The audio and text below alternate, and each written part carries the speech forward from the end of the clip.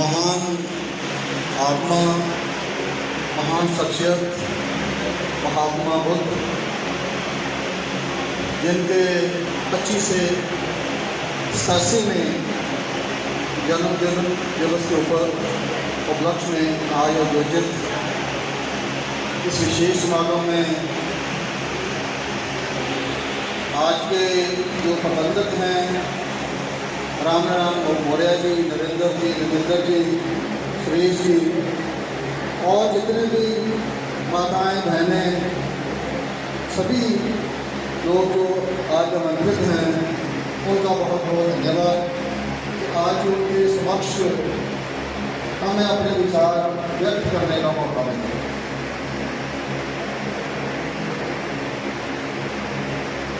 आज हम उस महान शख्सियत के बारे में बात कर रहे हैं जिन्होंने भारत का जो मैप है, जो भारत का नक्शा है, उसको पूरे विश्व में बनाने की बात की। उनकी विचारधारा आज भी पूरे विश्व में ट्रेवल कर रही है। मैं एक दिन पाकिस्तान के एक वीडियो देख रहा था, तो अभी पाकिस्तान में भी इस्लाम है, लेकिन इस्लामिक कंट्री में भी आज भी हर ऑफिस में, हर घर में महात्मा बुद्ध की तस्वीर, उनकी मूर्ति उपलब्ध है। तो बाबा साहब डॉक्टर भीमराव अम्बेडकर, जिन्होंने अपने पूरे जीवन संघर्ष में एक ऐसा अध्ययन किया कि भारत की व्यवस्था में जो आज ब्राह्मणिकल सोशल ऑर्डर है, जो ब्राह्मणिकल व्यवस्था है, उसको कैसे समझा जा सकता है। उनके लंबे अध्ययन के बाद उन्होंने अपने जीवन काल में जो उनका अंतिम समय था, उन्होंने बुद्ध धर्म को अपनाया और देश में जो बुद्ध धर्म को ब्राह्मणिकल सोशल ऑर्डर ने दफन कर दिया था अपने समय में, उसको इस देश से निकाल दिया था, ख़त्म कर दिया था, जला दिया था, दफना दिया था, उसको दोबारा उजागर किया। तो मैं बाबा साहब डॉक्टर भीमराव अम्बेडकर जी को कोटि कोटि नमन करता हूँ, जिन्होंने हमें उस भूले हुए रास्ते पर दोबारा आने की एक नया रास्ता निकाला। जैसे कि हम सब जानते हैं कि इतिहास पढ़ना जरूरी है। बाबा साहब डॉक्टर भीमराव अम्बेडकर जी ने एक लाइन बोली है, जो कौम अपना इतिहास नहीं जानती वो कौम कभी भी अपना इतिहास नहीं बना सकती। हमारा समाज अपना इतिहास भूला हुआ है, वो दूसरों के इतिहास को अपना समझता है। वो कभी रामायण पढ़ने चला जाता है, कभी महाभारत पढ़ने जाता है, कभी वेद पढ़ने चला जाता है, कभी गीता पढ़ने चला जाता है। जो उसे पढ़ना है वो नहीं पढ़ता। उसको क्या पढ़ना चाहिए? अपना इतिहास पढ़ना चाहिए। गैरों का इतिहास पढ़ने से कोई फायदा नहीं। जब भी हम अपने बड़े बड़े समागमों में पहुंचते हैं तो मैं अपने समाज को एक ही बात पूछता हूँ कि मैं तो अपने बाप को बाप कहता हूँ, और दूसरे लोगों को अपना बाप क्यों कहते हैं? वो तो हमारे दुश्मनों के बाप हैं, दुश्मनों के बाप को अपना बाप कहता है। अगर इस देश में अलेक्जेंडर कनिंघम जैसे इतिहासकार ना होते, जिन्होंने 1871 में आर्कियोलॉजिकल सर्वे ऑफ इंडिया नामक किताबें की 2, 3, 4 वॉल्यूम्स निकाले और प्रैक्टिकली जाके उन स्थानों पर जाके खोज की, उस खोज से उन्होंने भारत का असली इतिहास निकाला। शायद 19वीं सदी में से पहले हम देखते तो भारत के इतिहास की किताब अगर मिल जाए तो मुझे बताना कि उस इतिहास में जो हम बोल रहे हैं वो बिल्कुल नहीं थी। उससे भी पहले की सभ्यता इंडस वैली सिविलाइजेशन, शायद उसका जिक्र इस प्लेटफॉर्म पे नहीं होना चाहिए। अगर हमारे समाज का मूल जो है वो इंडस वैली सिविलाइजेशन से शुरू होता है। इंडस वैली सिविलाइजेशन जो आज से 1700-3300 ईसा पूर्व में भारत में एक महान सभ्यता हुई, जो सुमेरिया, इजिप्ट या जो और दूसरे सिविलाइजेशन थी, चाइना सिविलाइजेशन थी, उनसे सबसे बेहतर सिविलाइजेशन इंडिया में इंडस वैली सिविलाइजेशन थी। और उस इंडस वैली सिविलाइजेशन की बदौलत आज भारत का नाम दुनिया में फैला हुआ है। वो सभ्यता जिसको जमीन के नीचे दफन कर दिया था, जैसे महात्मा बुद्ध और चंद्रगुप्त मौर्य की सभ्यता को दफना दिया था, ऐसे इंडस वैली सिविलाइजेशन को भी जमीन के नीचे दफनाया था।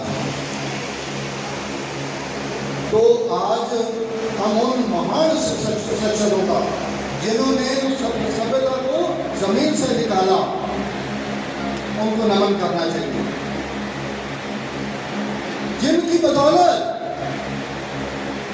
आज हमें गर्व होता है कि हम उस भारत की महान सभ्यता के मालिक हैं, उनकी उम्मीदवारी है कि जिन्होंने इस देश का नींव पत्थर रखा,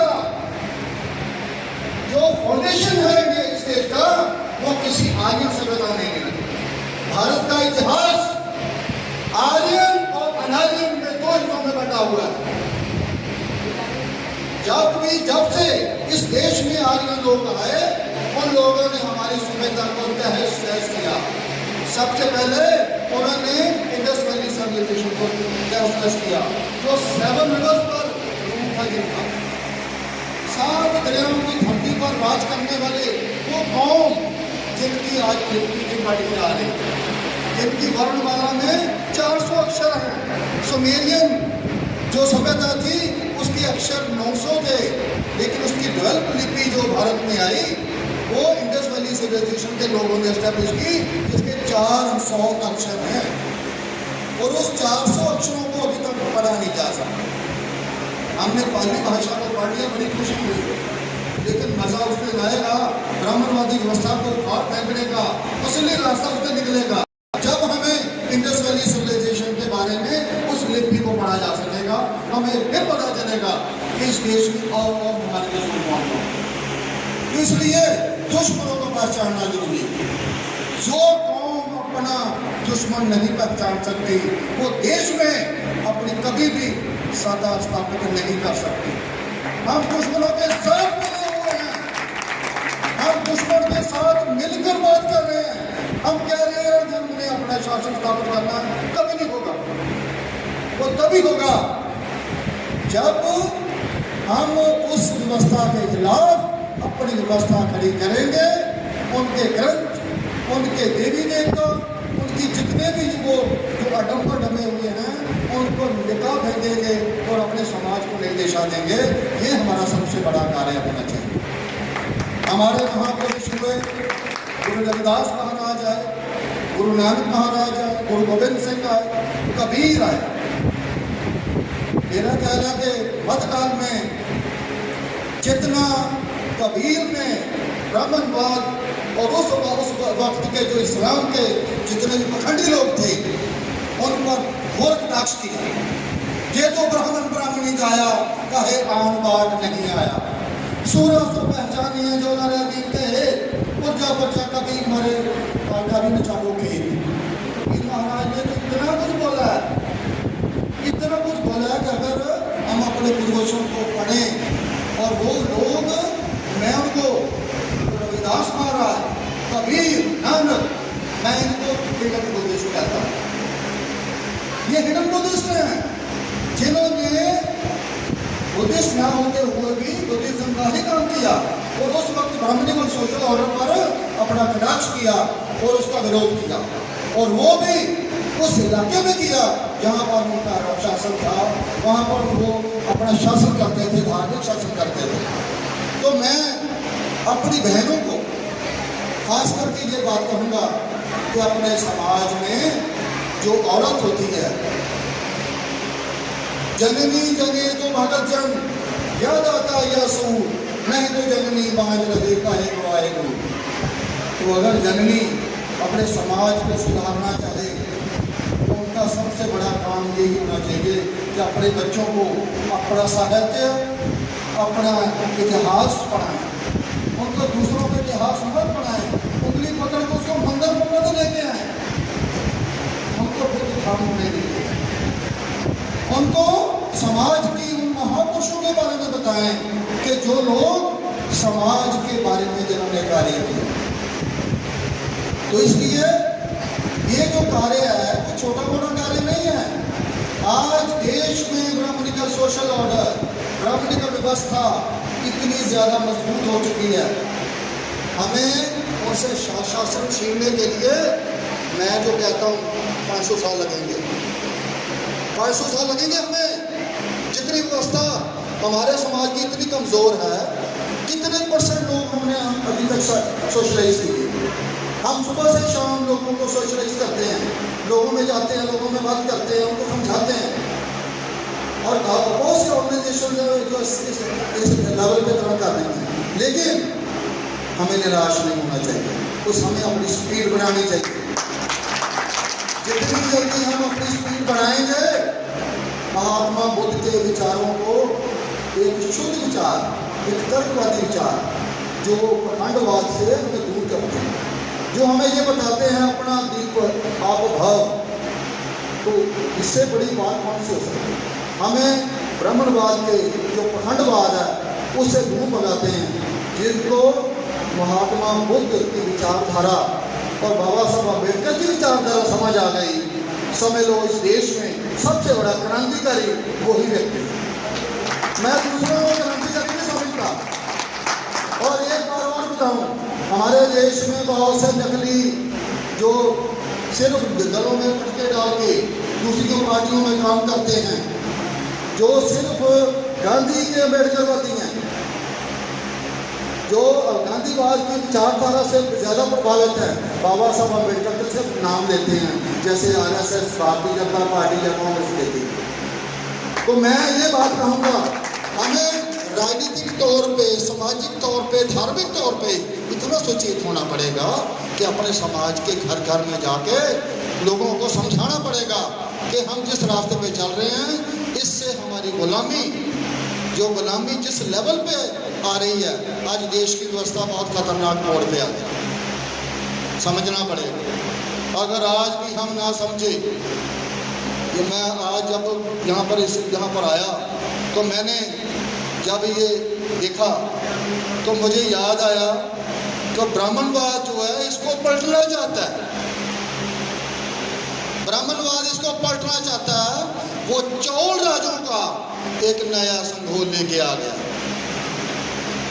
वो संघोल जो निरंकुशता की बात करता है कि इस देश में हमने निरंकुशता लानी है, लेकिन उसके लिए हमें तैयार होना पड़ेगा, हमें मुकाबले के लिए तैयार होना पड़ेगा।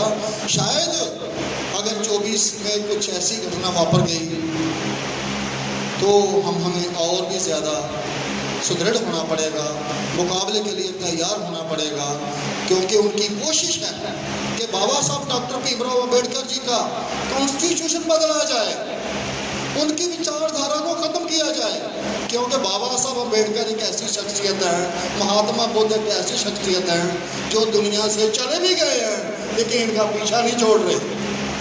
आज भी हमारे लिए एक बहुत बड़ा एक स्रोत हैं जो हमें उनकी विचारधारा से हमें एक नई शक्ति, नई ऊर्जा मिलती रहती है। इसलिए वो डॉक्टर अम्बेडकर को पसंद नहीं करते, वो महात्मा बुद्ध को पसंद नहीं करते, और वो लोग तो महात्मा बुद्ध को विष्णु का अवतार भी कहते रहते हैं। शायद उन्होंने अभी जो राम मंदिर का अभी उन्होंने शुरू किया, उसमें जो राम की मूर्ति बनाई हुई है उसको ध्यान से देखो, उसमें मूर्ति में महात्मा बुद्ध को भी उसका पार्ट ही बताया। आंखें खोलनी पड़ेगी, ये नहीं कि राम मंदिर गए थे, हमने क्या लेना जाना, वो जो अयोध्या का हमारा कोई लेना देना नहीं है। हमारा किसी राम मंदिर में, किसी कृष्ण के मंदिर में, किसी वेदों पुराणों में कोई लेना देना नहीं है। वो हमारे समाज की उलट विचारधारा। तो इसलिए जितने भी साथी आए हैं, शायद टाइम भी बहुत हो चुका है, तो ऐसी विचारधारा और भी बातें हम आगे भी करते रहेंगे। ऐसे प्रोग्रामों का आयोजन होता रहेगा और मैं आयोजकों का बहुत बहुत धन्यवाद करता हूँ जिन्होंने इतनी बड़ी कोशिश की है। मैं इसको छोटी कोशिश नहीं समझता। जब भी कहीं समंदर हो, शांत हो, उसमें एक टेम ही होती है, रोड़ा होता है, उसको फेंक दो, पूरा का पूरा सिस्टम हिल जाता है। हमें ऐसे सिस्टम जारी रखने पड़ेंगे, व्यवस्था को ऐसे ही चलना पड़ेगा। गौतम शरणम गच्छामि। नमो बुद्धाय। जय भीम, जय भारत। धन्यवाद।